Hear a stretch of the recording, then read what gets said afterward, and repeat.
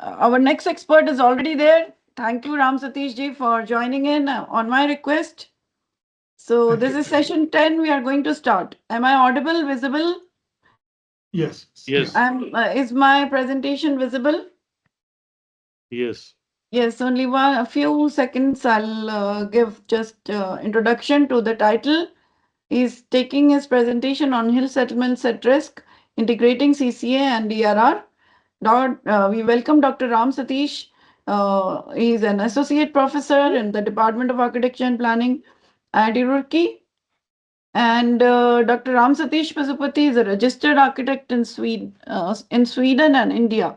He has attained his educational qualifications from most prestigious institutions, doctorate from Surrey University of Westminster, London, United Kingdom, MA in International Studies and Vernacular Architecture, Oxford Brookes University, Oxford, UK, and a Bachelor of Architecture from Jawaharlal Nehru Technological University, Hyderabad, India.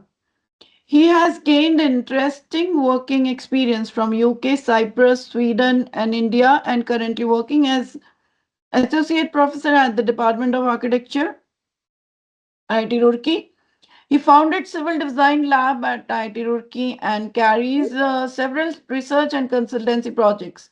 He is also the current observer, custodian in preserving legacies project. Such experiences across different working environments and geographies have endorsed his professional skills in trans Indian education and research challenges and activities.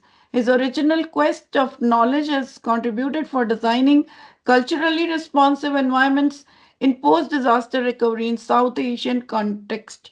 We welcome Dr. Ram Satish, and I have an experience of chairing climate change session at Rizvi College of Architecture, Mumbai, last February. So I can assure at least architects, urban planners, and engineers, civil engineers, so every specialist is going to be benefited by his presentation. I've taken more time for introduction. Now Sure. the screen is yours. I'll request you to be on the screen all alone for few seconds and then share your presentation Okay. Okay. so that we get you Yeah. on the camera. Is it okay? I'll put you in the spotlight. Okay.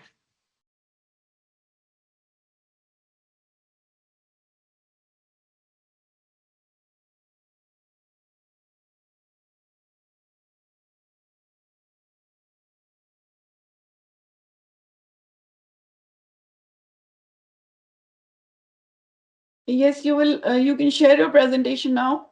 Okay. Okay. Thank you. So,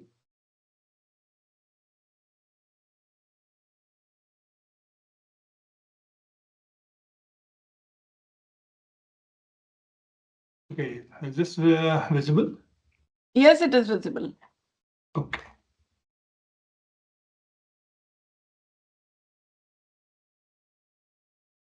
So, very good evening, all the participants of this wonderful workshop. And I'm also glad that you have invited me to be part of this workshop. And thank you, everyone. And of course, it's a late evening. So far, I'm sure you might have got a wonderful expertise from different backgrounds, from engineering and from climate risk and maybe from policy and different areas you're looking at the risk. So I am going to talk to you in a very simple language of, which I normally work in. The hill areas of this Uttarakhand and other places. So I work closely with the communities. So I'm going to share you two projects. One we have already completed and one which is an ongoing project.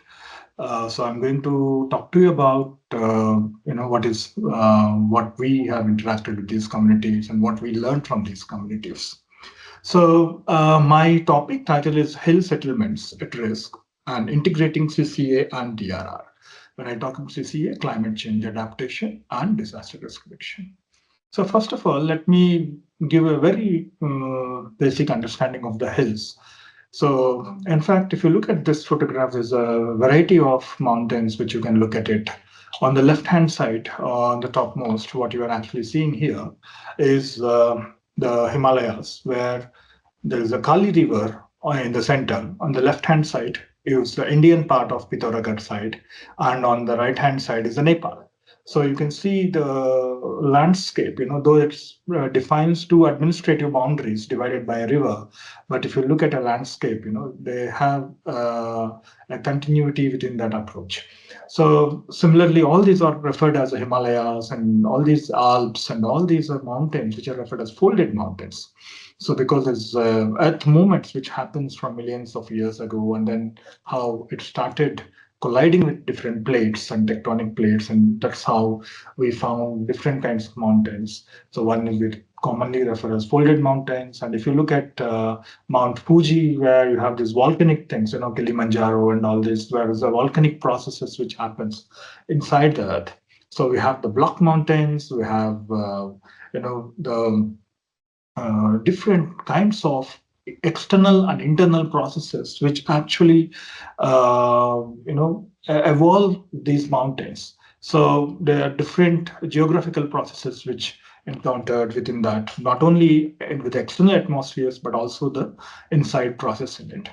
So if you look at the whole world, these are the most of the mountain ranges. So if you take in US, you have the Rockies. In the South America, you have Andes, and you have the Alps in the Switzerland and Italian borders, and you have the Atlas Mountains, you have the Ural Mountains, dividing with this Russia and Europe.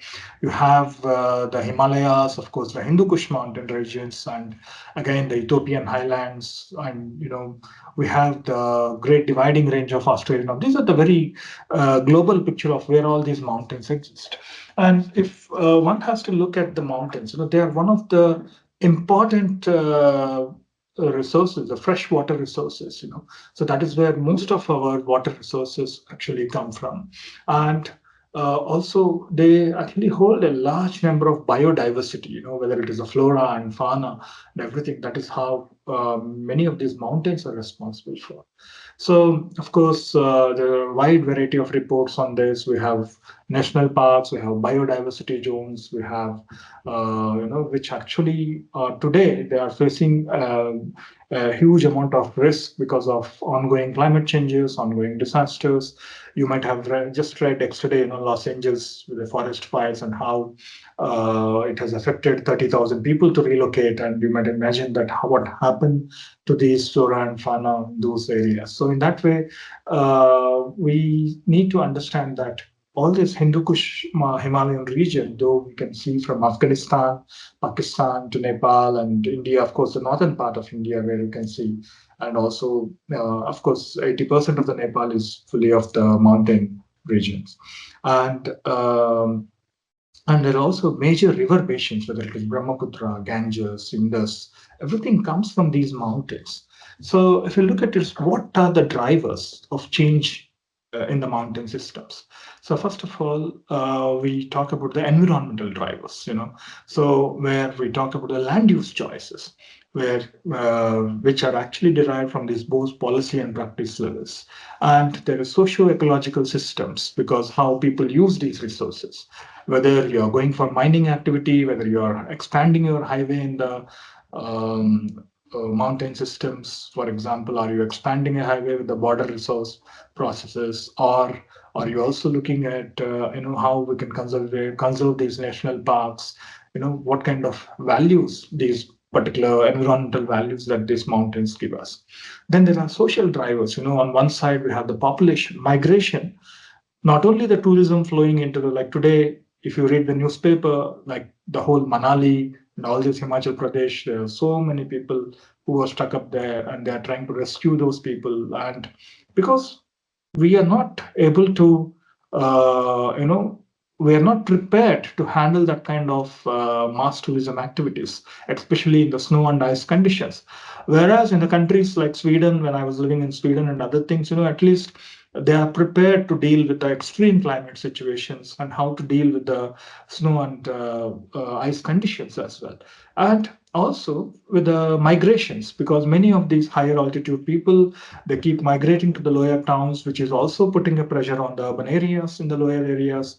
At the same time, if you know, more than 1,000 ghost villages do exist only in the state of Uttarakhand. Now you can imagine the scale of ghost villages where only not many people live there, and hardly 10% of the population only live there till today. So they are commonly referred as this kind of ghost villages. So with this, all these economic drivers, whether on one side the government wants to encourage on one side the government wants to encourage various tourism processes, whether it is a homestay process, whether it is the bugyals, how they can bring 9,000, 8,000 tourists, but you may get the economy, but on the other side, we are also getting impacted. The kind of waste, solid waste it is generated, the kind of pressure it is falling on these ecosystems. So that is where we look at the sustainable mountains, where the economic aspects, the social well-being, and the environmental sustainability, how these are actually related with these. And then when it comes to disasters, if you look at the quake belt, so this is a mapping from Paul Oliver. What he talks about is a cultural mapping. So if you look at this first figure, most of these earthquakes or the disasters, they lie in this kind of quake belt. Actually, passes through many of these mountainous areas. If you take the California or Andes in the South America, all these places which are mostly earthquake prone. And here, if you take the northern part of India, Afghanistan, the Hindu Kush mountain regions. So many of these are actually of falling under the mountain belts. So that is one commonality. And what kind of soils? So there are certain, even he started mapping with various kinds of information, how at a global level, how these mountains are sharing certain common traits. And if you take some adobe buildings, many of these cold desert areas, like you take Ladakh or you take in China or you take in Tibet, you see many of these are adobe construction. Similar thing you find in Santa Fe, where you see the mountain in Santa Fe, in Albuquerque, and all these places. You see all these adobe buildings still are prevalent. And similarly in the Iran or BAM, you can see the adobe constructions. So whether it is a kind of construction which is followed, or whether it is a kind of typical to a particular climate conditions, whether it is a cold desert area, or it is what kind of the evergreen forest in that particular areas. So accordingly, the humans have molded their typologies, the building typologies, and the way they have worked with the nature, how they can actually survive within these harsh climatic conditions. And also we can see there's different maps like this which have produced, and when you start overlaying what kind of languages, what kind of religions, what kind of soil nature, what kind of tectonic plates, what kind of building traditions which we observe. So you actually see some commonalities. What we see in South America may be similar to what we see in Gujarat, or what we see in Pakistan, or what we see in India. And similarly, what we see here, we may be similar to Nepal and other places. So in that way, there is always some kind of shared attributes which we can relate how people respond to these similar conditions. There are so many reports which have been produced on climate change, especially the impacts of climate change in the context of Uttarakhand, the DMMC Uttarakhand. I'm just going to summarize how the impacts of this climate change have seen in the villages. So some of the reports really talked about certain evidences of how the people have perceived the change in temperature, change in status of snow cover and pattern of snowfall. So, for example, earlier some villages they used to have about 6 months of the snow cover, but today they are hardly having 10, 20 days or maybe maximum of 1 month of snow cover. So there is a positive aspect to it, there is a negative aspect to it. But the negative aspect is, yes, people now, as a part of winter, many people used to migrate to the lower areas, lower towns or something like that. But whereas it is also, if you're getting a maximum time without snow and ice conditions, then you are actually getting the improved agricultural production. So in that way, there are so many other pros and cons of this change process. It is not only the negative process of it, there is also certain positive. So now people can cultivate more. But these migratory patterns, when they move towards the lower hills, earlier there's not much of education systems or employment opportunities. But today, people who have migrated, they are now, their children are studying in the lower area, in the cities. So now hardly, earlier they used to live 4 months, 5 months in their villages, but now today hardly they come for 2 months. So in that way, you can see the next generations, they are gradually cutting down from these original localities. And obviously there are certain impacts of the agricultural production, and especially with the invasive species coming around, and also the low and erratic winter precipitations and shifting timing and high intensity of monsoon rainfalls. As I said, intrusion of weeds, the new weeds which are coming, that is also affecting the soil biodiversities. And today, in the higher altitudes, one can see even cobra at 2,500 meters high. Earlier, it was not possible, but today you can see certain new changes which are happening with this flora and fauna as well. Even Brahmakamal, which was mostly at the higher altitudes, now even in my garden, I'm having a Brahmakamal plant. It is surviving. So in that way, there is a lot of changes which are happening with not only with the mountain systems, but it is also affecting the animal habitats and the human habitats. So damages by animals, like for example, earlier the men used to only have these settlements on one side of the river, but whereas he used to leave it for the forest. But today, with the kind of improved transportation systems, we have started constructing bridges, we have started constructing networks of pathways. So in that way, the other side animals, they started walking towards this side. Now today, forest fires are increasing and they're affecting this agricultural production as well. Whenever I go to your villages, they talk about yes, langurs, they came and they spoiled our apple orchards and things like that. And and even birds and insects, honeybees, and impact of tourism, which we talked about. Impacts of tourism, because on tourism can produce a good economy for the local communities, but at the same time, it is only a seasonal part. Maybe during Chardham Yatra, maybe 4 months, 5 months, or 6 months. Yes, it can produce, but what about the rest of it? How it has to be sustained? On the other side, because many tourists are coming in, but many of these hospitality projects, they're all constructed along the banks of these rivers. So in that way, whenever a landslide, whenever it floods happen, many of these hospital industries is getting collapsed and a lot of destructions happen. So tourists who come from the plain areas may be not aware of how to cope up with these natural disasters, because they're neither not experienced it before and neither they are not trained in this, how they have to deal with it. So in that way, there's a lot of the tourism also brings an advantage, but it also brings a lot of difficulties in this process. And impact on health, sanitation, and water supply, how we can provide water supply aspects into it. So I'm just summarizing. This is the way I normally summarize. What we do is when we read a lot of these technical reports, we try to summarize different issues in a small illustrations rather than studying a 100-page report. We try to put it like how people have tried to migrate from Tibetan places to these the border areas, and then how they started settling down, and how earlier how they used to find out an appropriate place, how at this particular location why they used to settle down. So there are always some indigenous knowledge systems, how they used to roll a stone, and when the stone rolls down, depending on the nature of the rolling patterns, they used to identify the slope patterns. So accordingly they used to identify where we can find the grazing fields and where they can have water resources. So this is how it is not only for their survival but also for their cattle, their shepherds. So all these things they need to think about from the whole overall ecosystem, how they can coexist with each other.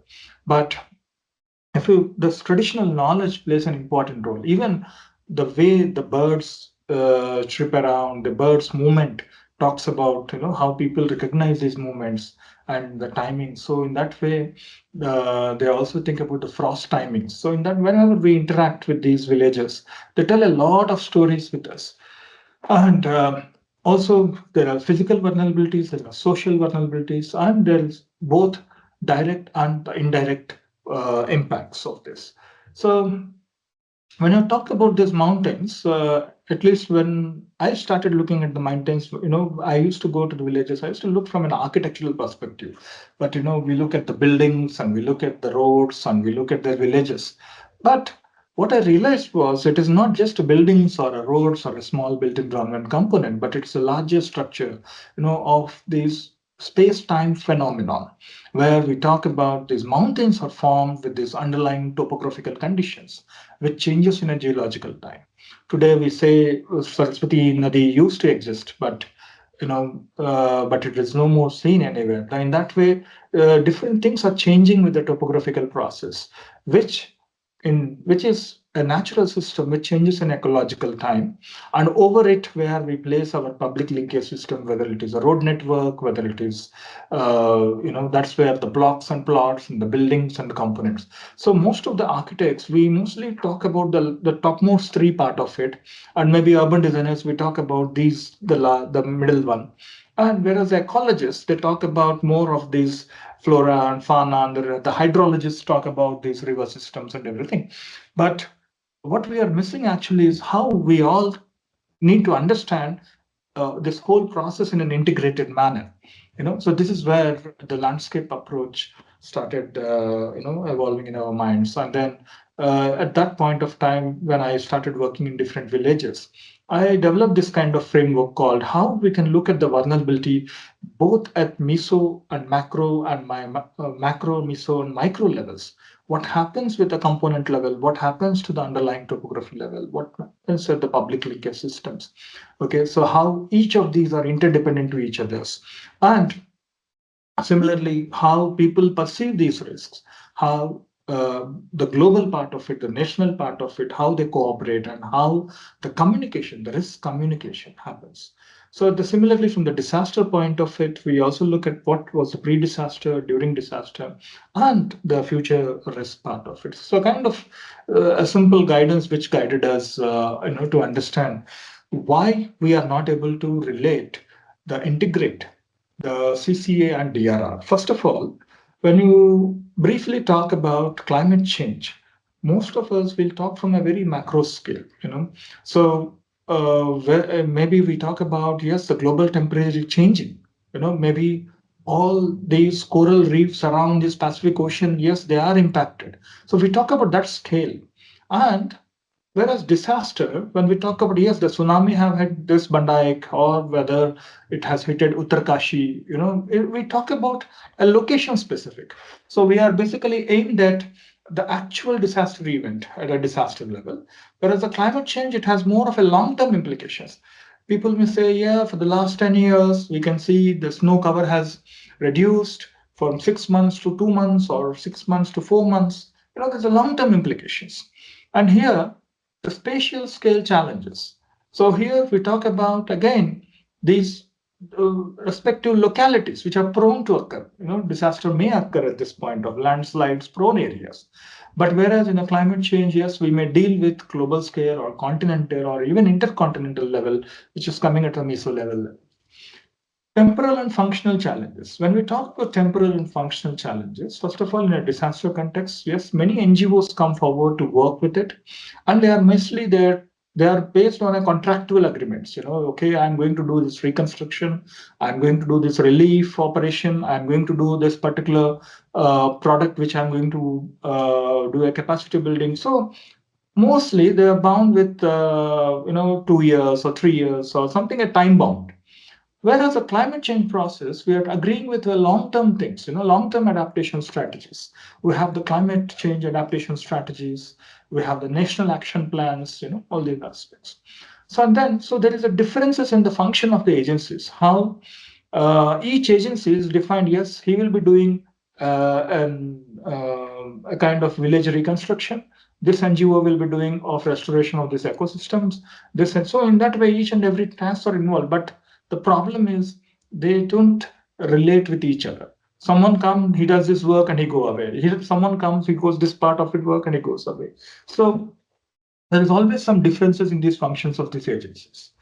Then we have this mismatches regarding the norms, whether it is a legislation, whether they're not the same throughout the Hindu Kush mountain regions or the Himalayan regions. Jammu and Kashmir will have talk about something, Uttarakhand will talk about something, but the local authority may have some certain regulations. So how there are certain mismatches even in the standards of it, right? And knowledge mismatches. So various scientists, they talk about this climate change from a greenhouse gas effect aspect, some biological aspects of it.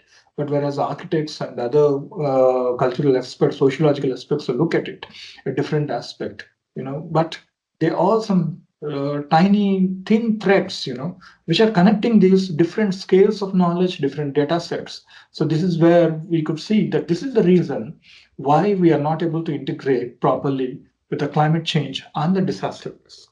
So taking this as a premise, so we started with this project of an integrated framework for disaster risk reduction, climate change adaptation, how we can look at this at a local levels, So I'm going to talk to you about a case which is in Uttarakhand, which is on the way between Uttarkashi um, and Gangotri. So there's a place called Bas.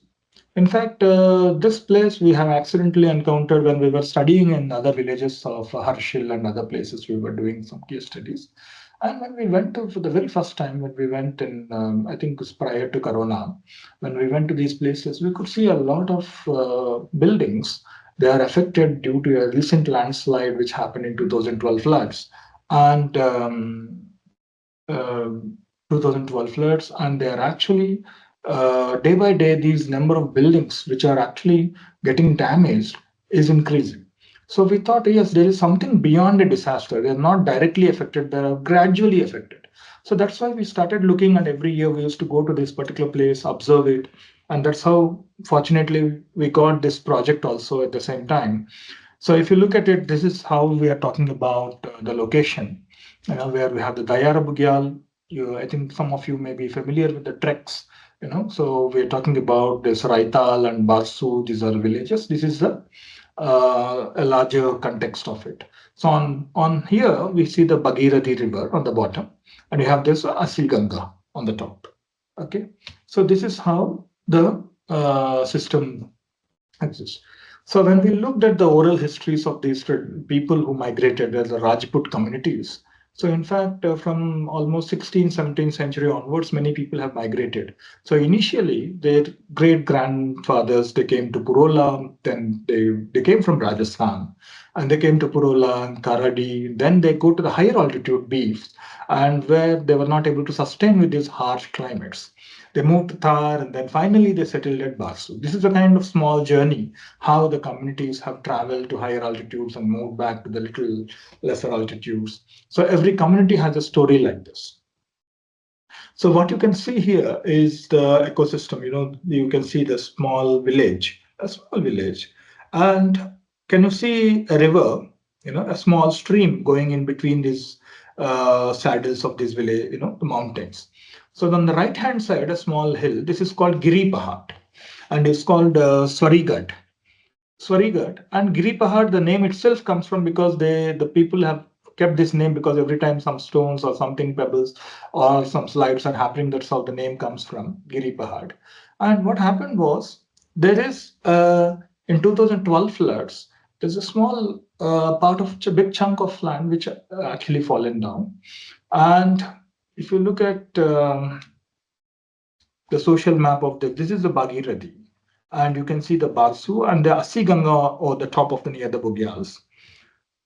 Yeah, I think from this photo, can you see this is a huge chunk of mass which has fallen down, and the village is somewhere nearby.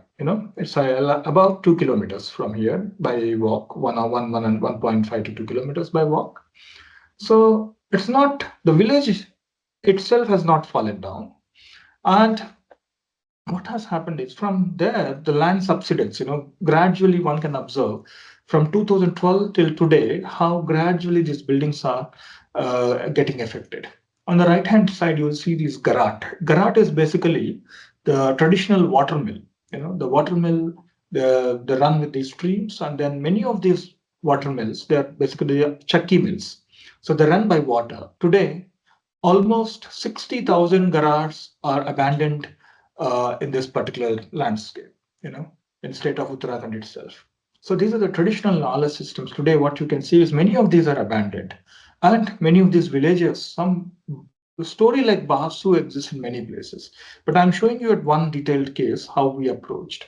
So what we did was we started understanding as a kind of hotspot case study, and we looked at how as a researchers, how we look at these vulnerable conditions, and we try to tap how the community started looking at it. And then based on that, how we can engage the community in the discussion process so that we adopted certain on-man KQ systems and how we can prepare certain kind of action plans for the next 3 years or something, what kind of things we can take it further. So this is how we started briefly. So let me tell you the story how we approached. So initially, for any kind of qualitative research, we need to develop a trust with the community. Because as a researcher, when we go to the field, when we ask you, how you're feeling and how we are just wanting, because I know many of you know about familiar with the quantitative surveys, yes, no, 1 to scale 5, 3, 4, all these things. So I think I'm going to talk to you very local. We sometimes first we go many times to second time, third time, we meet them, we stay with them 2, 3 days, and then we have coffee with them, tea with them. In that way, we gradually develop a trust. And then when the trust is developed, we, through the village panchayat head or the people who are from that village, the known people who are trustworthy people and people can rely on them. So gradually we approach through the local communities. So what we can do is, generally we have given them some pencil and pen, try to explain what you really. So they used to bring out these cognitive maps. So they used to try, oh, okay, here they can even recognize what is Shrikant, they can recognize where is Meru Parvat, all these aspects. They can also see in this diagram, you can see they can identify which is a sliding zone. They can identify, on the other side of river, they don't have any human habitation. But on this side of river, they are having human habitations, which means the man has thought, okay, where I should locate and where I should leave it for animals, the wild animals. So and they're also pointing out, yes, the glaciers are melting. They're also pointing out, yes, there is a big water body here. There's small, small things which came out of from these various illustrations, and we started interacting with drawing these mental maps, going to each and every house in that village, each and every house, interacting with them, in hearing about their stories and how they have experienced these places. And a few questions, what was the kind of research questions? What was the condition of the before the calamity? How was it? And how do you think, like that, there are a couple of questions. We have talked about their crop patterns, how it has changed, and how the flood has impacted. Before the flood, how used to be situations, and after the flood, what kind of situations have changed, and how they are coping with that. The simple questions. And um, with this, we also have taken consent forms from all these residents, and so that only with them, with the consents, we have approached them. Let's see, if you look at this slide, these are the traditional houses. And it was a belief in many of the literature talks about, yes, the traditional buildings have survived, but the modern buildings have collapsed. That is one theory. And whereas the NGOs, they always say the traditional knowledge systems, when they fail, then only this risk happens. There's always counter arguments with these two different communities. On one side, the locals, how they look at it, on one side, the developing agencies, how they look at it. But in this case, it was a very different story. What happened was, traditional knowledge systems, all these traditional building forms, yes, they were less affected, we can see, but we cannot say they are not affected. Every day we can see these cracks. In fact, these are abandoned houses. No one lives in these houses.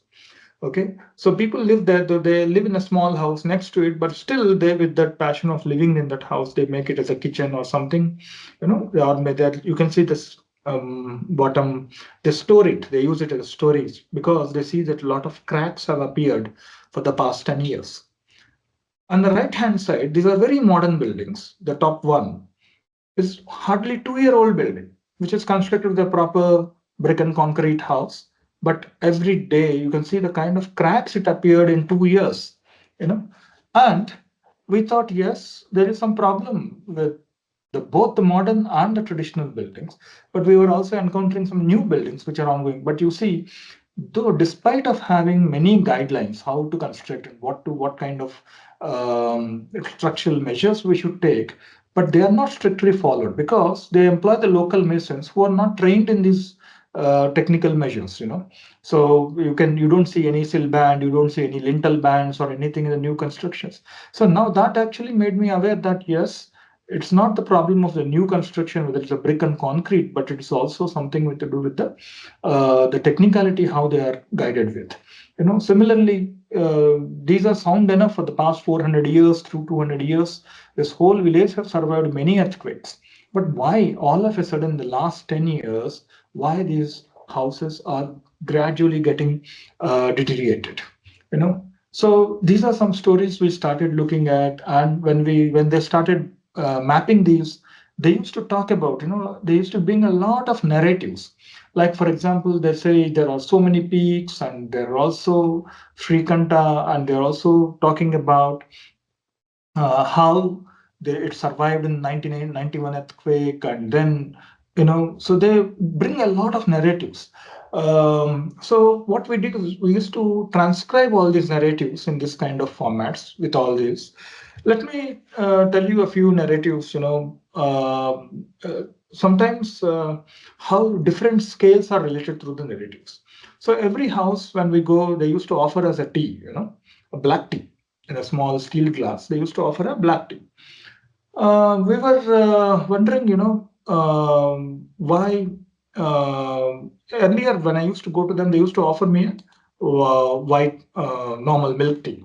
So I asked them, you know, is it really a tradition you are drinking black tea, and when this was started?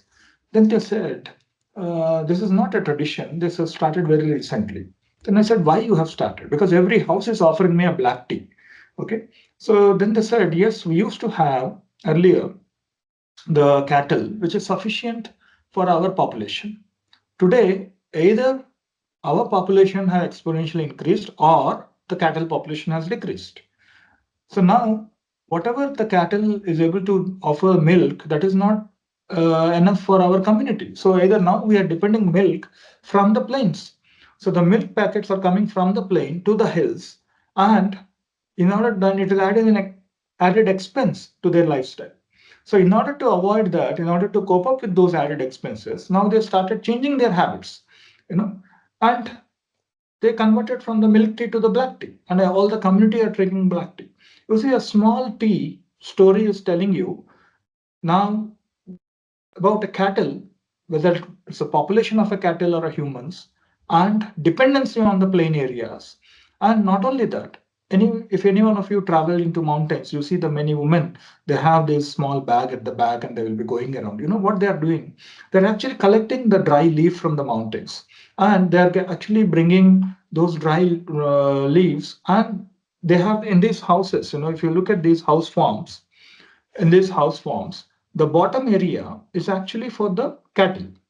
So they put these dry leaves, you know, suke patte, they keep this in this place so that it acts as a bistar for the, as a kind of blanket for the cattle. Now, when it goes to the, you know, the whole the gobar mixed up with this dry leaves, that becomes the manure for their garden. So basically, the the forest leaves are going actually back to the garden. You know, so that is a kind of sustainable process which mountain communities always survived on. But today, because of so many things which have changed in their lifestyles, now many of these, whether it's a story of the small you know, black tea, and there are so many stories like this, you know, people talking about you know, nowadays langurs are coming and affecting, you know, they're taking all our apple orchards or our you know, fields, they are actually creating a lot of impact. Then I used to ask them, was it not the same case? Then they said, no, it was not the same case. We lived here for many years. Our generations have lived. Then why do you think these animals would have come? So one is could be the forest fires. People are coming, but then In one of the interview, we identified, yes, most of the villages from this Bhagirathi River, they are located on one side. The other side is completely the forest area. So with some road transport network, they created one small bridge, bridges which connects to that area to this area. Now, langurs can just keep walking down. You know, otherwise earlier the river was a natural barrier for the wild animals to come over. So now today it is becoming a kind of pass. So even why we are not able to think about these kind of small common things, that how by bringing a connection, it will not only connect the forest and the settlements, but it will also connect the wildlife and the people. So this is how small narratives they were talking about, and they were linking at a small scale to a very large scale thing. So what we did was, so we started developing a base map of this area, and then when we talked about, yeah, the community, which of these houses basically they are getting damaged after the 2012 floods, they basically mapped only this area is really damaged. The other area, the whole village is okay, safe. Then what we did was, we want to look at a very micro level part of it. So we adopted a kind of approach where Brunskill have talked about this, the systematic procedure to rapidly document, rapid collection procedure. So here what we do is, the Professor Cordinglay's method. What we do is we develop these kind of cards, documentation cards. So basically, we have already been to these places many times, and we have understood what type of walling material, what type of roofing material, what type of window patterns, styles. So with that, we create this kind of card, documentation card, which will bring a small narrative. So for example, with that we customize that in our context, in the Himalayan context, with this kind of audit part, so that like you can see that what kind of roofing, what kind of built forms, what kind of built forms, what kind of renders we use. So accordingly, what we did was, each and every house we have to document. So what we did was, we followed the route network, and we created them into blocks, and we divided A, B, C, D, E, F, G, S, and then we numbered it accordingly. Okay. So let's say then we adopted, depending on the grading part of which was recommended by the one of the important document with the Office of Prime Minister's office, where we can assess these vulnerability by the visual survey methods, and what kind of cracks and how they appear, and what kind of grade we should give, and everything. So with that, we, for every house, we created a chart like this. Okay. So we have the grade 0, which is a no damage, with grade 5, which is a destruction, including the structural damage and everything. So these are the definitions which were given in the matrix. So now what you are seeing here is one record sheet of one building. Like that, we created record sheets for every building. And then after recording that, we started giving a codes, every structure number, whether it's a religious building, whether it's a residential building, like REL code, like that, we have started giving different codes, and we have started giving grade and what kind of modifications which people have made. Sometimes people have constructed new modifications, sometimes people are still living in these old buildings, sometimes people are still living, so those kind of things. And similarly, we have, in that, you can see all these buildings we have quoted, and we have created what kind of additions they have made, why they have made these additions, still what kind of cracks we are seeing in these new additions, so all these aspects we have started developing. But when we actually put these grading into the overall village, we actually see what people have perceived is only a small part of um, portion of village which is affected, but actually the whole village is getting affected. This is the real picture. So there is a difference between what people perceive as a risk, and what we looked at in an objective way of risk, because in a systematic format. Okay. So what happened? After this, we went back to villages. This is a kind of Yonmen Keige system, where it was basically developed in Japan, where the Japanese military they were dealing with the development programs with the Japanese communities, there is always a big gap between what military have thought and what communities have thought. So they have devised this approach called Yonmen Keige system, and they basically it's a four square table system. So on one side you have the decision making management systems, on another side you have the community stakeholders, and we have the facilitators like NGOs, and on another side we have the scientific and academic community, and we define with a particular theme. So it defined this whole Yeoman Keige system is developed in four stages. Basically, it classifies the main theme by SWOT analysis, and then we draw up a Yeoman chart by four groups, and then we debate to improve the implementation of the collaborative action plans among four groups. And we also present a joint action plan for the groups. So that here we have the people from Indian Army, we have people from architects working in the mountain regions, we have local NGOs, we have community leaders, we have the village panchayat people, we have the tourism guides, we have the homestay people, we have people who are running hoteliers, we have academicians, everyone we divided into, and we got a shared platform.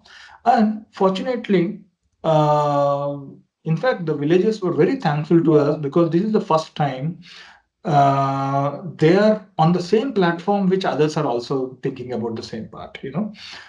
Now, what we did was we started looking at the first strengths, weakness, and opportunities and threats. So, interestingly, the important strengths which they have expressed was, first of all, they live in a wonderful nature, you know, the natural resources, jadi budia, fresh water resources, fresh air without pollution. So they said this is our strength, right? And they also talk about their unity, you know, how the hill communities are united and how they really work with united manner.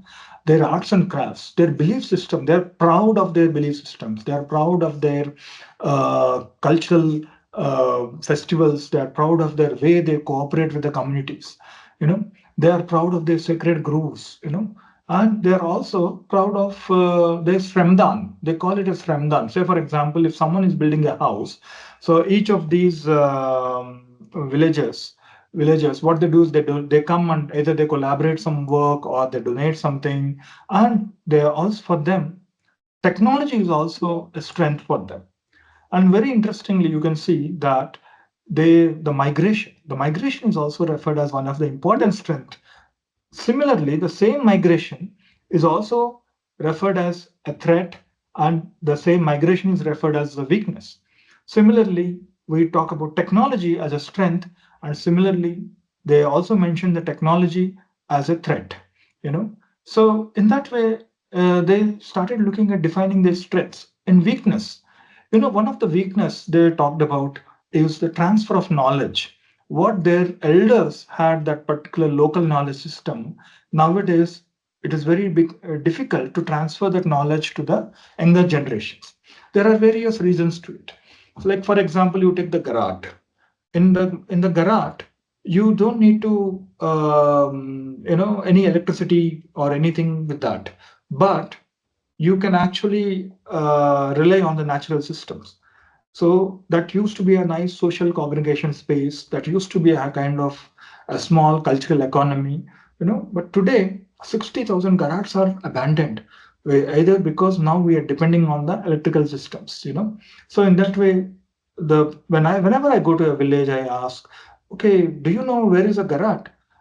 Trust me, below 15 years old or 20 years old people, they didn't even know where is a garage in their own village. Only many a times the elderly people showed me a garage. Yes, if you go this way 1 kilometer, then this is how the garage used to be. And then the interesting part is most of the garages, they are situated on the either sides of the village. What we noticed, this is a common format which we have seen, because these garages are normally located at the streams, you know, where the small streams are passing by. So on either sides, that also gives a limitations to the village expansion. Okay, when the stream is passing by, they hold these garages, and basically most of the village spreads within that particular space in between the streams. So that knowledge, people are not aware of it, because that's how man have understood. Okay, this is where I can intervene. This is where I should not intervene, right?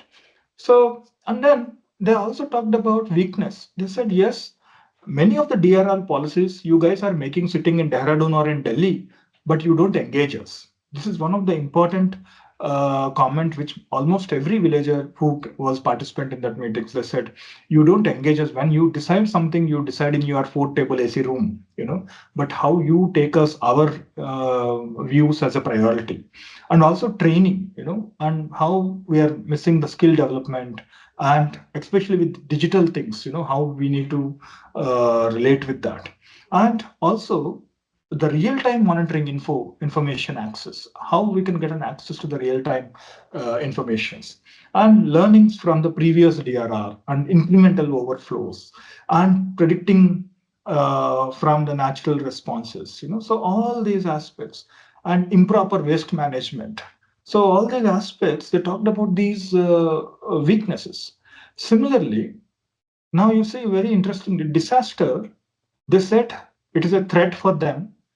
And development, the very first thing you will see, development as both as opportunity and development as a threat. So on one side they said, yes, the Forest Act, the regulatory man, the villagers perceive it as a kind of threat. So abandoned ghost villages, almost only in Uttarakhand, about 1,000 ghost villages existed.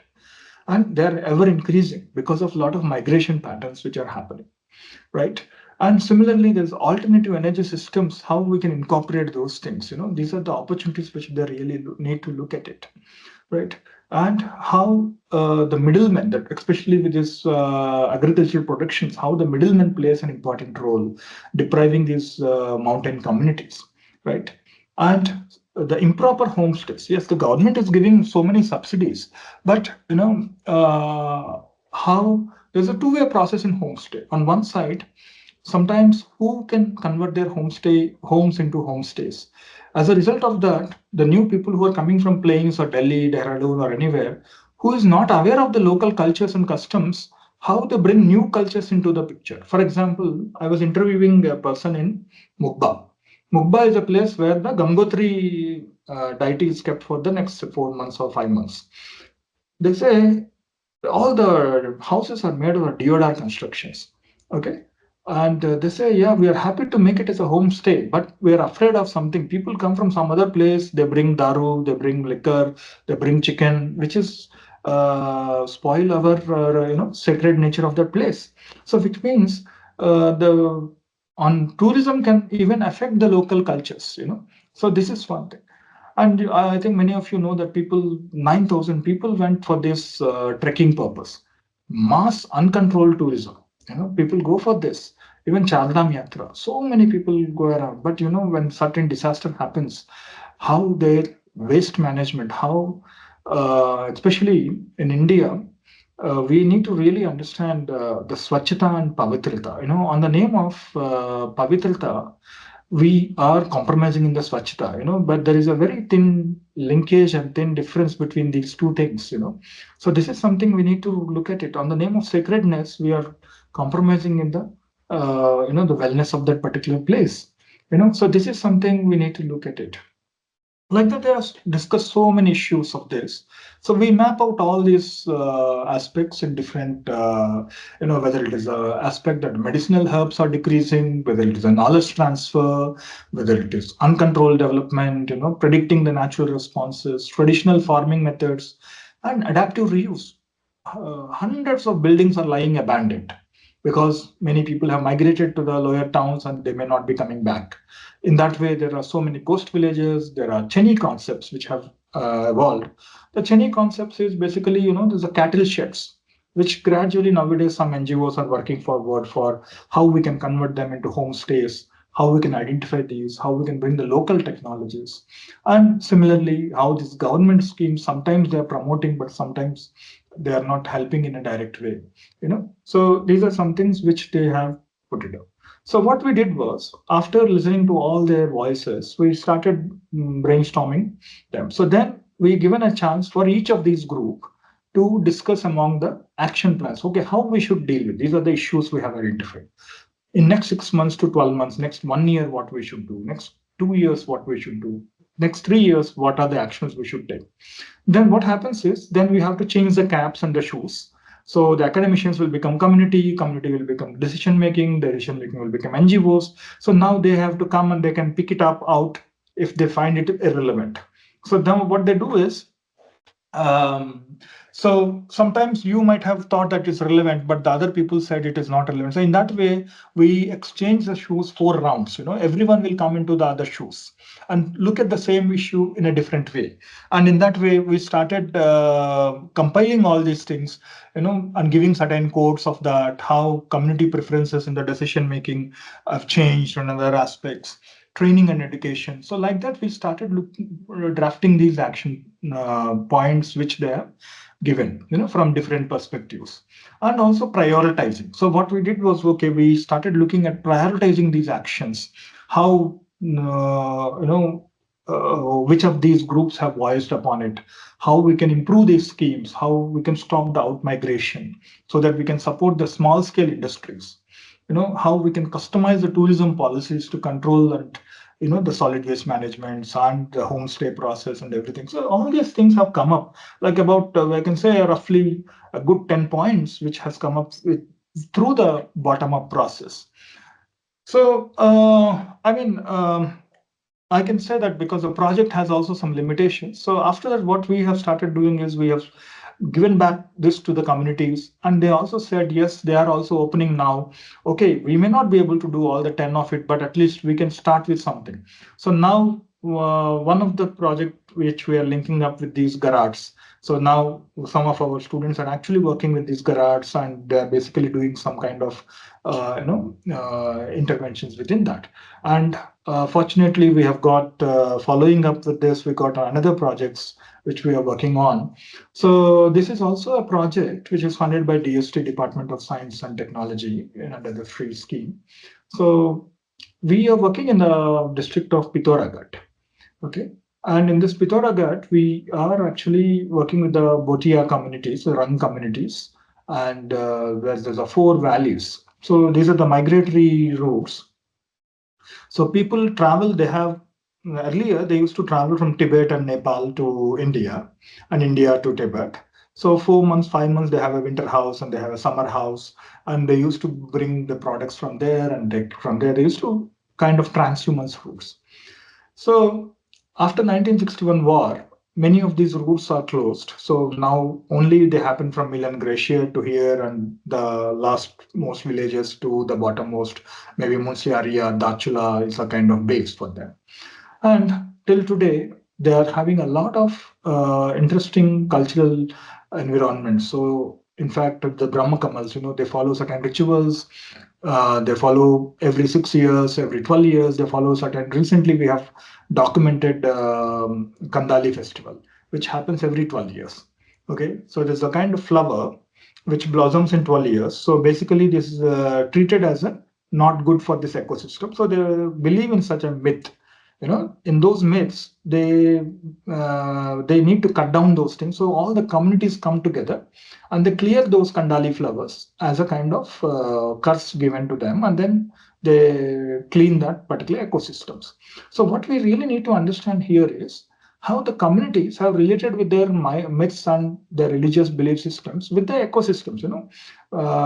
For every, and even these routes, they're not simply for the trade. They go 4 months, they live there and they live in the fresh air, and they don't have a target. Okay, I need to complete this trek for 2 days, 3 days, 5 days. They can simply go and they can live there. So what some of our students, what they did was, in fact, these routes are not documented yet properly. So one of my students, Samiksha, so she used to travel almost 81 kilometers by foot with these people, and she used to take, where do you stop, why do you stop here, why?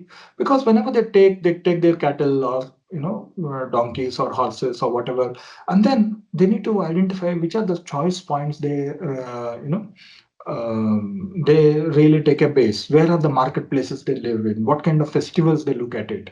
And these are the like, for example, this is one of the Nanda Devi Rajyat Yatra circuits. So there are pilgrim routes, there are transhumance routes, there are trade routes, they're all along the Himalayas. What you can actually see is there's a network of these routes pass over. And there is a lot of indigenous knowledge, intangible heritage, which is very rich intangible heritage, which is embedded within these routes and we are directly linked with the ecosystem. So what we did was we started looking at different cultural routes, whether it is a pilgrimage routes, whether it is, we started understanding the notion because in India, we don't have a single cultural route, only three railway routes which are nominated in the UNESCO.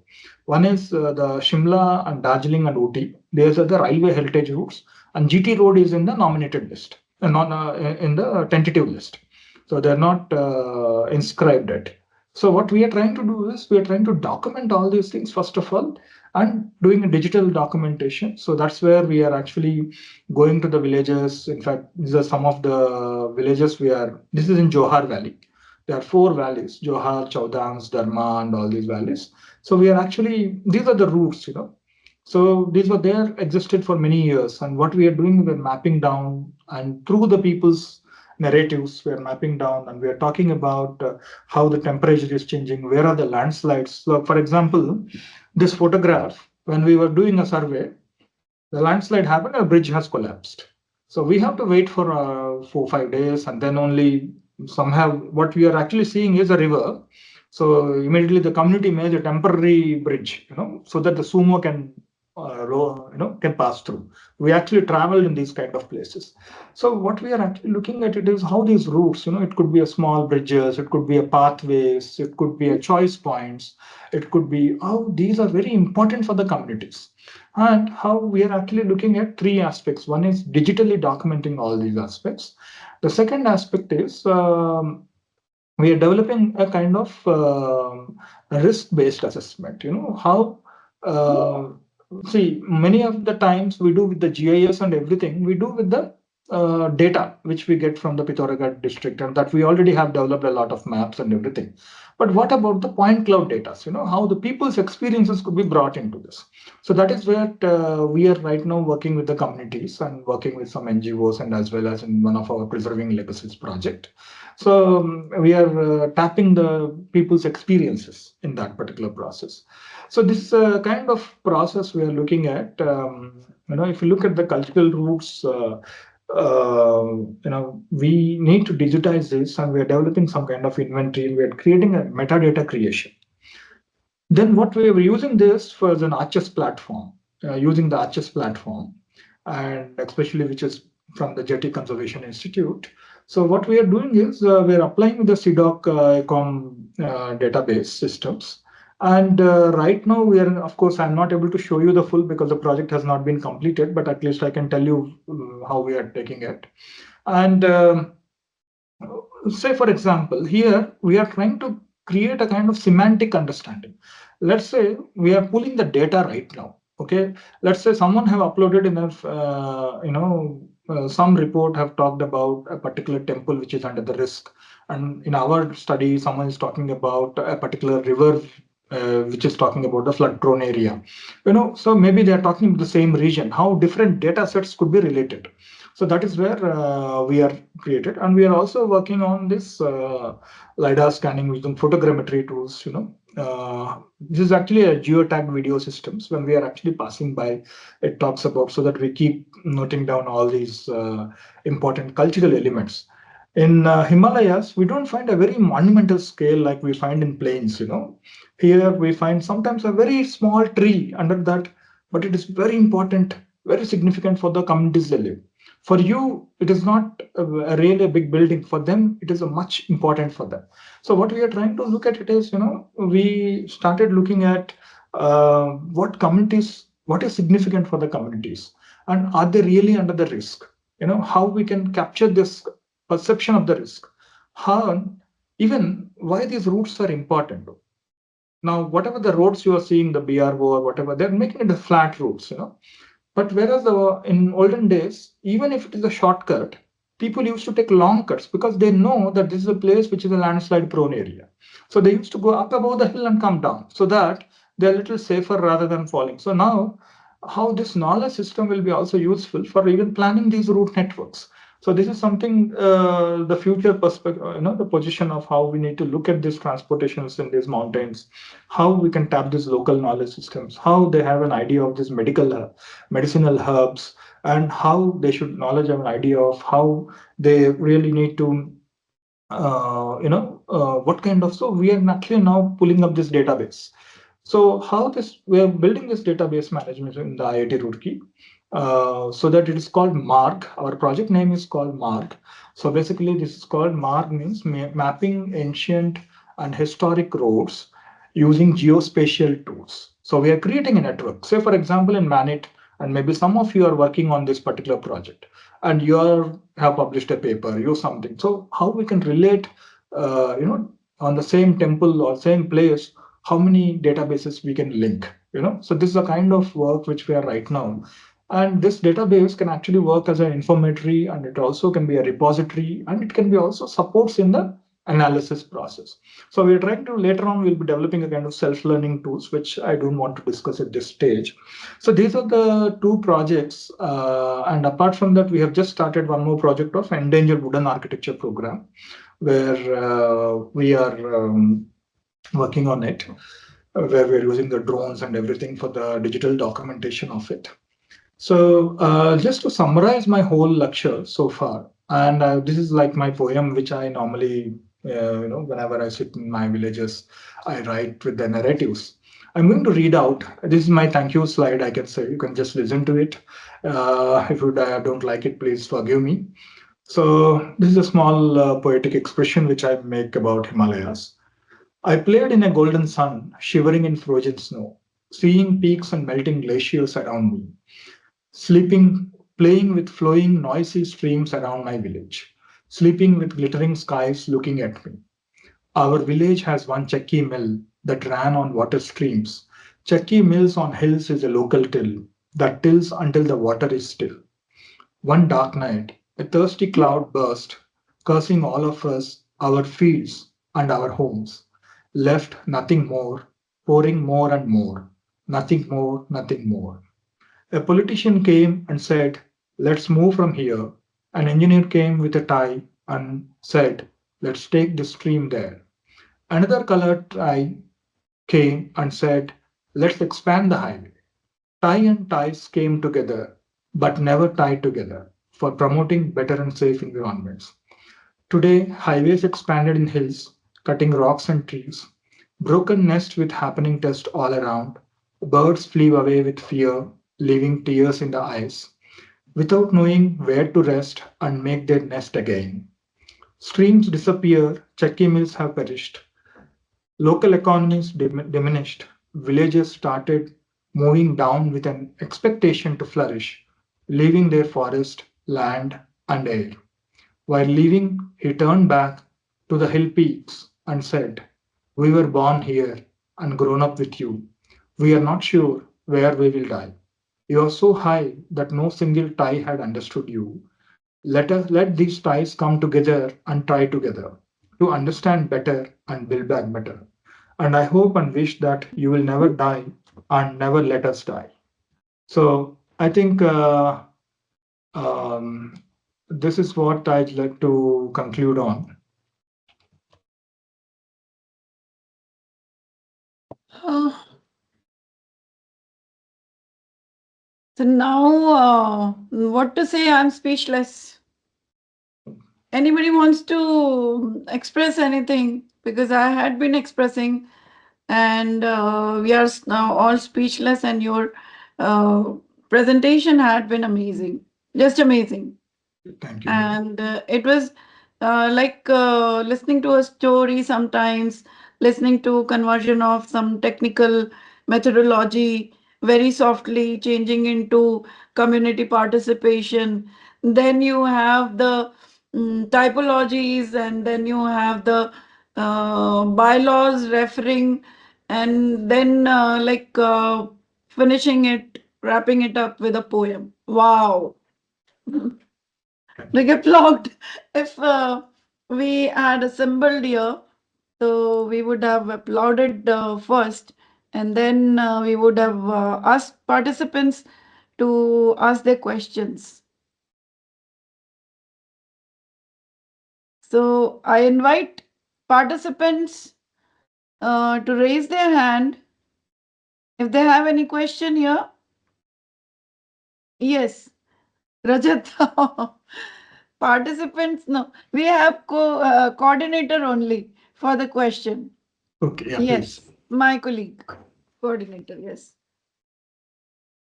Rajat. Yes, hello. Yes, sir. Hello, sir.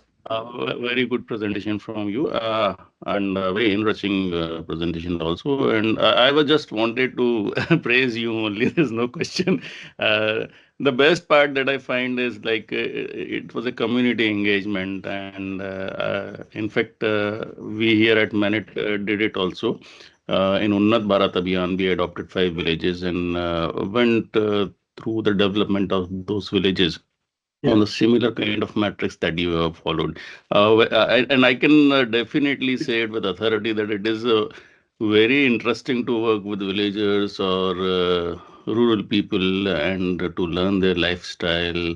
And there's a lot of learning in the process, Yes, which definitely. actually there is it is not basically incorporated in the formal system of education, but there is a lot of learning working with people.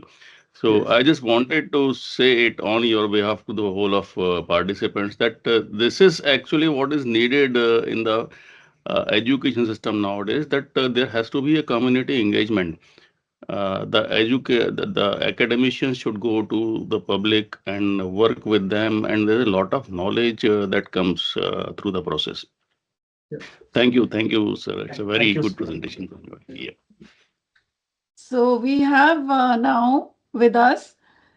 She's from Gujarat. She's a director of an institute, Dr. Bhavna Vasudev. Please ask your question. Uh, Good evening, Ramsateesh ji. Mm. You are from my alma mater. Oh, I am okay. a IT Roorkee master's program I've done, of Oh, course, great. way back. And Avlokita was here. She's our board member. So Okay. yesterday only we finished that. Of course, very, very nice presentation. And as we all architects do, always, the public participation, but I have few questions which I came across while guiding students. You talked about a bridge connection, Yeah. in the hills when the langurs were coming inside and there was a sort of a conflict, and they were finding it difficult to, the villagers were finding it difficult. Similar Mm. situation is happening in Baroda. Okay. This is this river called Vishwamitri, a seasonal river, very small river, but it Okay. is full of crocodiles. Uh, Okay. this is one of its kind. And there is always, you'll find either during the rainy season, the crocodiles will be out, and they'll be inside the houses, they'll be inside the institutes and all that. So that is one conflict which has been happening, which I have seen, I have been experiencing here. The other which I can keep hearing is a gear. It's a gear Okay. forest, Right. where the railway line is passing. And Okay. as you rightly mentioned, that the bridge becomes, place, and there you get to hear the conflict news from there. Right. So I don't know whether there are instant solution to it, but did you come across that some way it can be that you can live in harmony with nature? Because the Yeah. the moment this gets connected, um, Yeah. I would like it's a to very thank you. bad shape eventually. That is what I found, that ultimately the flora and fauna is sort of get damaged in this process. Thank you for asking this question, madam. I want to share one experience, not on the Himalayas. Earlier, I was working in Sweden. Okay. I was engaged in some project of, there is a town called Kiruna. Okay. It's a mining town. And mining town, there's a mine, under the mine, sorry, uh, the mine has digged such a way that it came under the town center. okay, almost on the city center. So then there is a plans of relocating that town. So then they made a complete master plan of it and they were relocating. So the railway track, which they proposed, was actually passing through the, because in north of Sweden, I was living in Arctic Circle, minus 30 degrees. 2 years we were there. And the reindeer population is more. And the northern Sweden, they have this tribe called Sami tribe. In the Sami tribe, they are the reindeer herders. In India, we have planned so many of railway and all these lines. There, when they planned this highway system for the new settlement, the Sami people, they came with an objection. Please, we have our reindeers. These are the grazing routes which they followed centuries. And if you propose a highway, the noise which comes from the highway, which may obstruct, damage their grazing patterns, and it may also have then the reproductive patterns, some kind of way. So then, with that considerations, they have to reroute the whole thing, you know. So what I really appreciated about was, giving value to that reindeer, and the planners, they have to rethink twice. That's a small. I think this is where taking the voice, listening to voice is different, but how to deal with it as a solution is the biggest challenge, at least in a countries like India. Because sometimes we have a development pressure. There's a pressure comes in. Yes, we have to deliver this project. On the other side, we have these voices, and there's a kind of conflicts which also come into it. So this is a really a big challenge which I see. And whenever I used to live in Bhopal for 5 years, I remember, if Rajeshri madam remembers, that time there was only two traffic lights. One is in MP Nagar and another one in New Market, if I'm not wrong. That's the two. Every day when I was coming from Arera city to Manit, once in a week or twice in a week, I used to see dogs dying, many of the dogs. And when I moved to SP Bhopal, when we were going in the highway, sometimes I've seen dogs and, this kind of thing. So whereas in some of the Western countries, of course, they have resources, financial resources and other things where they used to barricade and other things like that. Or sometimes elephant corridors, they created these kind of sensitive things. I think we also need to become sensitive from that particular aspect. I think we still have some long way to look into that. Yeah, and actually, here I would like to share that I emphasize in my class and with the students that there's one judgment. There's one NGO has filed a case, and while listening to that case, the judge has said something very nice, that Okay. the NGO was protesting that there shouldn't be this development, whatever industrial development was proposed. So judge has said that in a country like India, a developing country like India, it is sin to say that don't develop. But what people are not understanding, that they do not know how to factor in the development process. So probably I think all of us, whatever little bit we are doing, if we can if we can quantify that, how to factor in the environment in the development process, how much environmental factors you have to take it in the process, is something very important, I find, and very challenging, of course. Yeah. That how to go about it. I think that's where I think our research should be focusing on. Yeah. Yeah. Yeah. I mean, I agree with that. Definitely, Yeah. what is the extent that we need to consider the environment in any of the development Yeah. projects, Yeah. whether it is a highway or whether it is a Yeah, settlement it cannot development. be just too extreme that either you do everything without thinking and you don't do and only on focus on the environment. I think that approach has to change. And Yeah. yeah. Thank you so much. Yeah. Yeah. Thank you.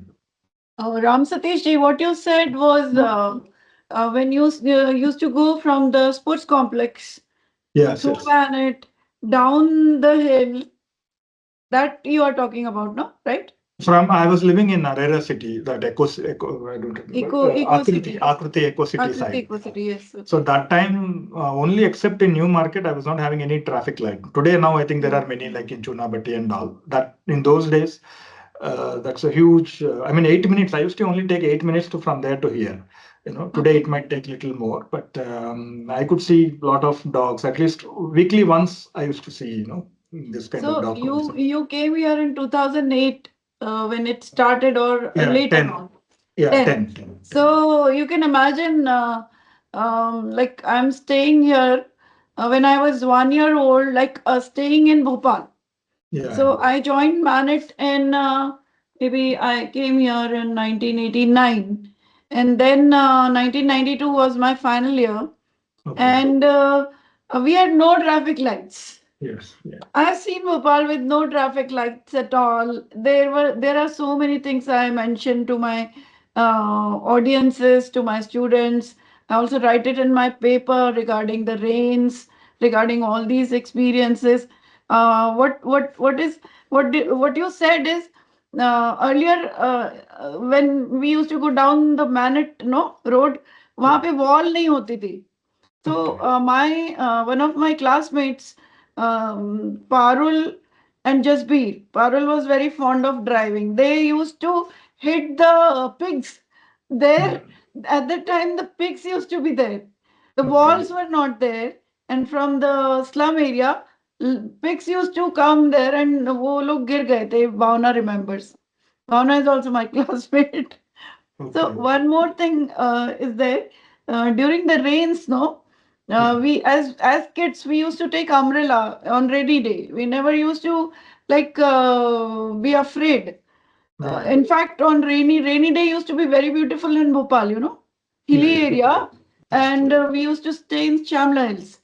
So Okay. TTTI, which is an IDDR, and we used to go on walking on the hills. There we used to find different color fishes and small झील होते हैं ना उसमें we used to go for picnic as very small kids. Maybe I must be in fifth or उससे भी कम. So now what happens on rainy days sometimes when I get out of my house, which is in that side only, what you said, na, Akriti Eco City, and it is between Akriti Eco City and Narera Colony. So I Uh, don't, in rainy day, Rashmi, I don't know whether I would be able to reach home back or not. The situation is so worse. So that's, Rashmi, there is a yes. question from Navneet Singh, probably Yeah, he you should can read it. ask it if you have seen Yeah, already. Navneet Singh has asked the question. It is like, sir, you used mental mapping. I want to know Yes. what were the limitations of using mental map for risk assessment in hill settlements and how you manage with your subjective biases to ensure accuracy and reliability. Sir, you graded the houses. What was the criteria you have used for grading? These are the two questions. Yeah. So one is mental maps. They are very subjective. Okay. And we actually tie up with the kind of narratives, the oral narratives, which they explain through that, because some things they can talk, but some things they portray through their illustration. So basically, that's where we develop this template, their narrative along with the illustrations as well. So sometimes, let's say they say, okay, this is the snow melting and all this aspect. We could able to see, yes, there is some factor he's relating to it. Now, when we have given a particular code, when we are talking about objectivity, from bringing the subjectivity to kind of objectivity, what we are actually doing is we are bringing some codes. In fact, there are different ways how we can bring into object. Like in generally, this is a project, but generally in a PhD research or anything like that, we also use this, the grounded theories approach and the content analysis, where how each of these noise of data will relate to each other. You know, so this is something. I mean, in fact, there are nowadays we have softwares like NVivo and other things, but it's a very rigorous work which we have to feed all the data, and then you can map. You can get some linkages, linkage to each of this, like cause and impact factors of it. So that is one way of looking at it. And the second question which you have asked is the grading part.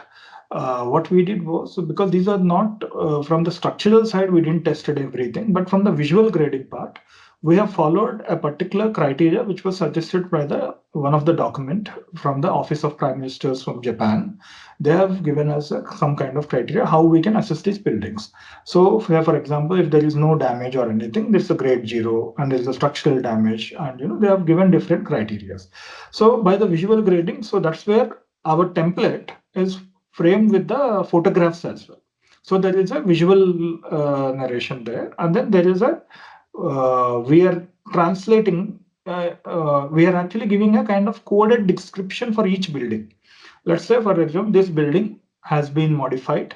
The traditional building is made with brick and with the stone systems using this windows and all this. Get a coded description, and in the column of modifications, what kind of modifications have happened, what kind of damages have happened. In that way, for every building, we have created that coded description. But when we are classifying it, when we're putting all that back into our maps, it is actually showing, yes, like one clue I can say in those maps, okay, which of these clusters are majorly affected? Majority of these grade 4 buildings or grade 3 buildings are where they are located. So is there any kind of common factors or specific factors? So that is how we try to infer a little bits of things. But I can say this is our attempt only to look at from a house level, try to relate to a much larger pictures into it. So connecting the narratives of it and all these aspect. Yes, very nicely explained. But then I can extend into this. In other methodologies, there can be n number of methodologies for Yes, quantifying. definitely. Quantifying. Actually, I have not looked at. I just want to tell you, I have not looked at quantifying as it such. There are uske liye number of things are there. We don't need to. I am looking at taking these subjective things in a kind of common platform, so that how we can link to one to another. One issue to another issue, and like some interview person is saying to me about a bridge, but some issue person is saying to me about a factor of animals, some issue person is saying about cattle. So like that we are trying to link things, and even for that also we have so many other ways to link and relate.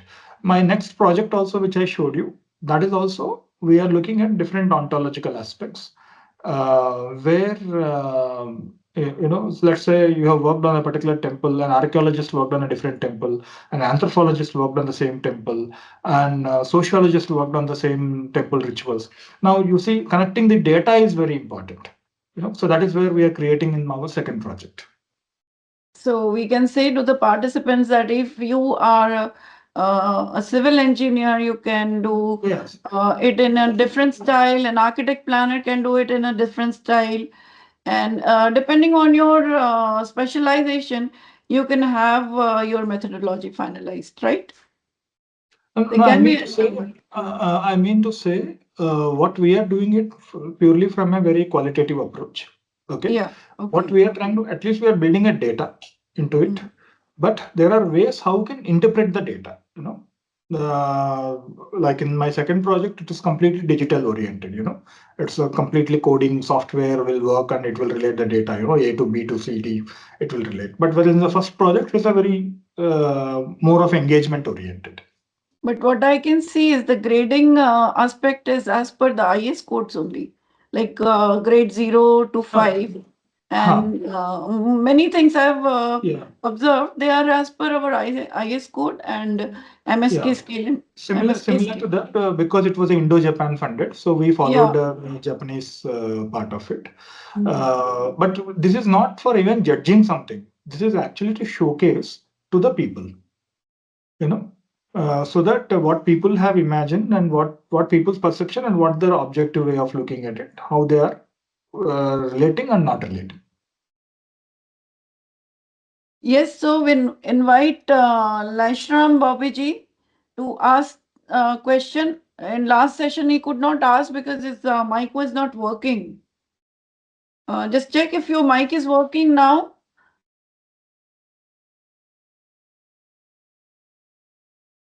You are already unmuted, or you can just type your question in the WhatsApp group. We will ask. If you have any problem and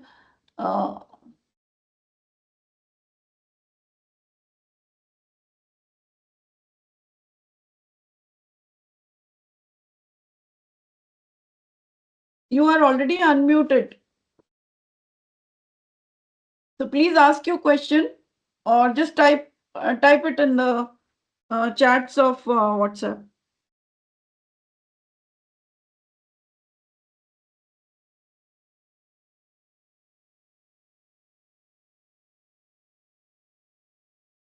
The second part, Rajat, could you ask the second part of the question that Navneet Singh has asked? He has asked again that, sir, how this mental mapping can be integrated with GIS for more accurate risk assessment.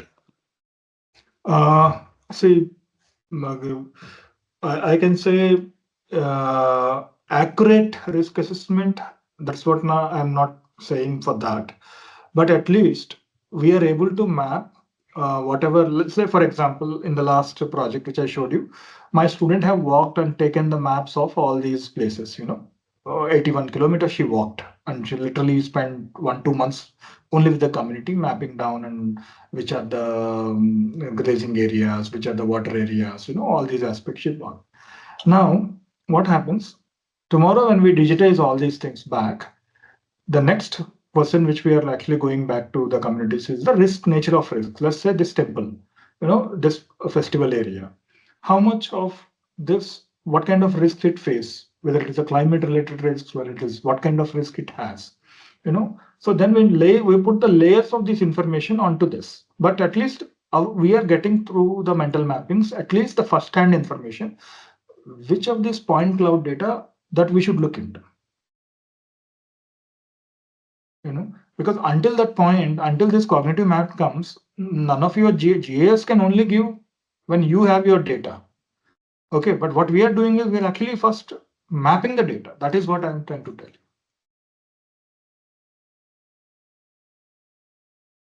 Yes, I think maybe when someone will work hands-on such kind of a project, they will understand it better. If we would like to definitely know specialization of Navneet Singh, then maybe we would be able to answer it in a better way. So, anyways, if anybody else is having question, Madhvi Yes, madam. Madhavi. Yes, Madhvi madam, please ask. Yes, thank you, ma'am. Yes. Can you just elaborate a little more on this ontological mapping you have carried? Some more information on that? Yeah, so basically it works on the kind of the second project, right, which you're talking about. So basically what Yes, we are sir. doing is we are working with the kind of semantic approaches. So there are identified into an ontological setups and various classes of the data. Okay, maybe if I can share you. Okay, just a minute.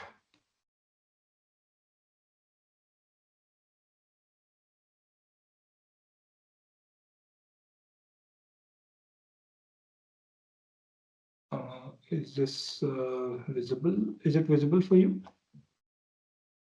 Yes, yes. Yes, sir. Yeah. Yeah. So basically, we have reviewed different models of the European data model and the SAMPO model and all these models. So basically, it is, let's say, this P7, like you can see this diagram. Can you see this diagram? Yes, So, yes. yeah, so there is a particular,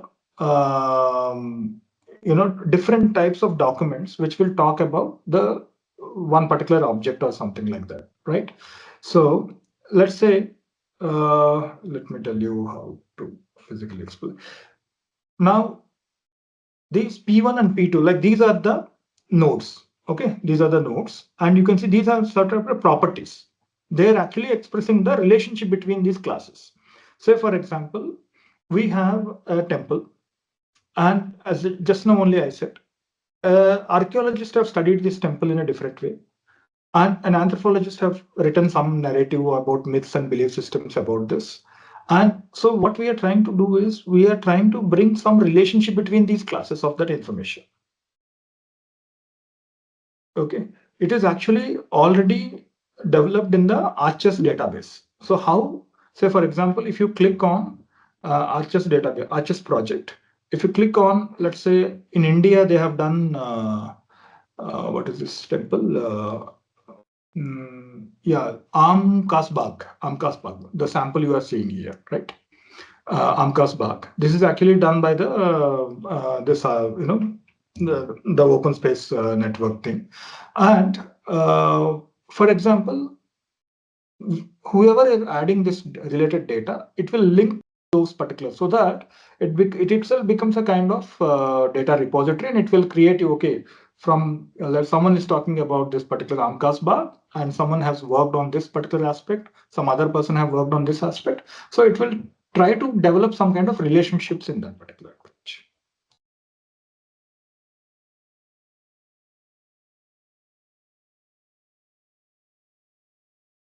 Is it got clear for you? Yes, sir. Yes, sir. Yes, sir. Thank you. Thank you very much, sir. But It's actually a very, yes, but sir. actually, even for us also, it took a long time to understand this whole time. We are still working on it. We are not able to present you what we are right now there, but we are only presenting the concept here. Okay, what we are doing. But it requires a lot of effort. Like we are working with software engineers. Now I am recruiting one more semantic person. So like that, this is, first of all, creating the data is number one. Second is relating the data. Yes, sir. Yeah. It definitely needs a lot of database. Yeah, yeah, it And needs. yeah, right. Yes, sir. Thank you. Thank you very much, sir. Yes, anybody else? Before we close the today's session, please ask your question. We have got such an amalgamation of all the things we cannot explain, like the technology and the what all things you have clubbed together. Can you just mention what all? Yes, what all expertises you have clubbed together in this particular case? Here we have GIS, geomatics. Yes. I am from architecture. So we basically my co-PA is from geomatics and software. And now we are bringing, of course, coding people are there. And now with another project we're purchasing a drone, and obviously we'll be doing all the drone surveys and Oh everything. my God. And then the software coders are not sufficient at this stage because we need to this semantic relationships, So that is for that we are employing someone for the semantic relationship part of it. Yeah, I think I cannot say how we are getting on, but we are trying. Yeah, we are trying. But I'm not saying we are not creating a new product. We are using the open source software by the archers. We are, I'm not claiming that we are creating something. What we are creating is we are taking a data copyright. So whatever the data we get from the field, that is our data, and whatever the data we pull from the other things, that is different. I think in future you can also apply for patent, some sort of a No, patent. we cannot apply for patent here because it is an open source software which we are meeting. So we are clear when we apply for the project itself, it was clear for us. Because the thing is, the software is actually developed by Getty Conservation Institute. Unfortunately, we have not used it. They have thought very well, but many of us have not even reached to that level of even using it properly. So it needs a lot of technical expertise and this thing. So only with some good funding only we are able to do. Otherwise, by an architect alone to document all these things, it becomes difficult. So it needs different expertise, definitely. Maybe you club together, collaborate with different experts, and our all best wishes are with you. Sure, thank you. And maybe we will also collaborate on some of the things. And Yeah, this yeah, is sure, really sure. very, very interesting. And let us see on which platform we will join again. Yeah, yeah, Is sure, there any sure. question? Is there any more questions? Madhvi, I have a question. Oh, okay. Yes, yes, one last question. Like, what is the open source software, sir, you were mentioning? Can you just name So the software? like it's not, there are many, madam, like this Arches, they have already published their coding in the open source.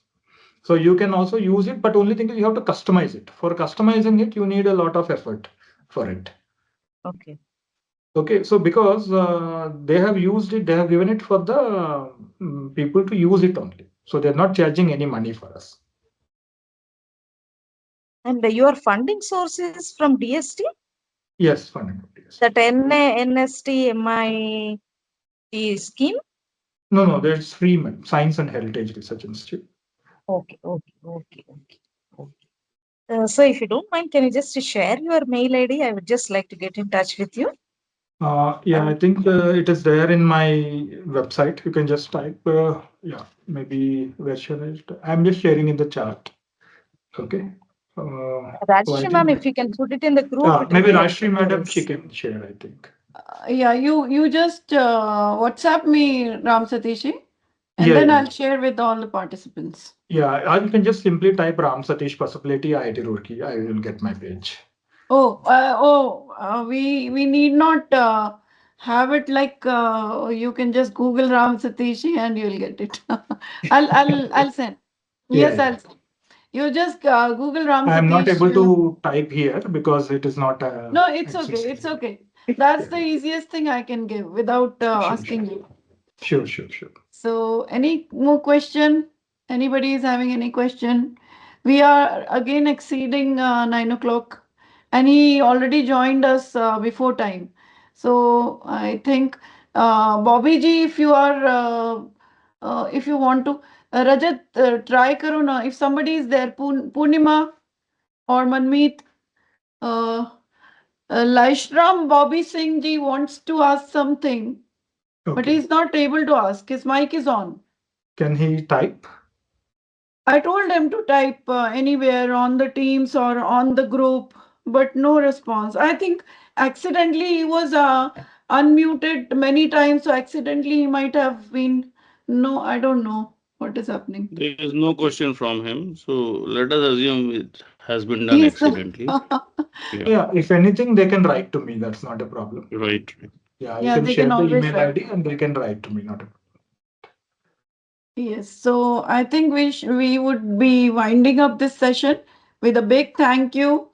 And thank you is a very small word. You have done such a huge work and you have shared it with a very simple, simply you have shared it and everything is so easy to understand. So we wish you best of luck for more funding. May you get a lot of fund Yeah, thank and you. you keep coming and you like we can if we are lucky enough we can also collaborate with you on Sure, these sure, sure. because I know many more methodologies to quantify or not quantify. So maybe we can discuss those things. Maybe you might have no that day I did not present those things. Anyways, Right. in Risby Sure. College. Thank you. So Thank you, so we sir. Thank come you. to an end. If Purnima, Manmeet, Sandeep, if you are there, you can switch on your cameras. Otherwise, with the participants, we already clicked. If our team is there, Yes, ma'am. yes. So I'll request participants they can leave now, and I'll request the team to stay.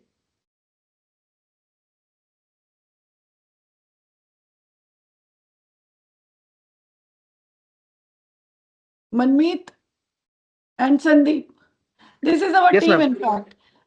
We both are coordinators, Ramsateesh ji, and we Okay. have PhD students as uh, student coordinators. They had Okay. been means helping us.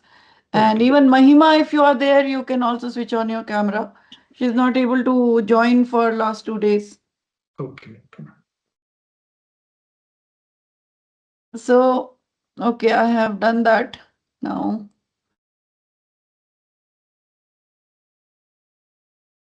So thank you so much, Ram Satish ji. Okay. Okay, sir. Thank you, You madam. are in Good your night. office. You are in your Yeah, office I'm till in my now. office. Yeah, I'm in my office. Yeah. Oh my God. Okay. Thank you, So Actually, Ramsateesh thank ji. you so much. Good night. घर पे I will not Uh, get little. Here I If will you be little comfortable. if you Yeah. come to Bhopal, please come to MANIT. Sure, sure, sure. Definitely, definitely. Okay. Please, Thank you, please. madam. Thank you. Thank you. Good okay, night. good Good night. night. Bye. Thank you, sir. Good night. अरे Good आ night. जाओ Good night. मनमीत संदीप पूर्णिमा आ जाओ 2 second के लिए अभी Arey, दिख ही Bobby, नहीं रहे. Yes, ma'am. there are a lot of other people. It's okay चलो. Sandeep had joined but I don't know. मुझे विजिबल नहीं है, किसी को विजिबल हो तो क्लिक कर लेना. चलो गुड नाइट. कल Good मिलते हैं. night. Good night. चलिए. अरे Okay. कल Good night, मिलते ma'am. हैं. रजत मैं इस मैसेज देख लेना. I needed something. ठीक है, Please sure. be on alert from 2 o'clock. We will meet again. All the participants, please join. We have very interesting presentations lined up from Delhi, from Australia, from other city also. So please join in time at 2 o'clock tomorrow. कल 2 बजे है session. I'll drop in the message also. चलो, okay, bye. Okay, good night. Bye, good night. Thank you all. Good night, ma'am. Good night, sir. Good night, good night. क्या रहा फिर मनमीत? Ma'am कल के लिए एक्सटेंड हो गया, मतलब एक्सटेंड नहीं, नेक्स्ट फेज कल है 11 बजे से, तो पहले निपटा लेना please. Yes ma'am, yes ma'am, Request them, show them that Yes, yes. schedule, or let me Yes, talk ma'am. to them. Thank you. Okay, ma'am. Okay, ma'am. Yeah, because tomorrow we have a lot of things to do. We have to conduct the test and many things are there. Yes, ma'am. Sure, sure. Okay. Okay, thank you, ma'am. Good night. Okay, good night.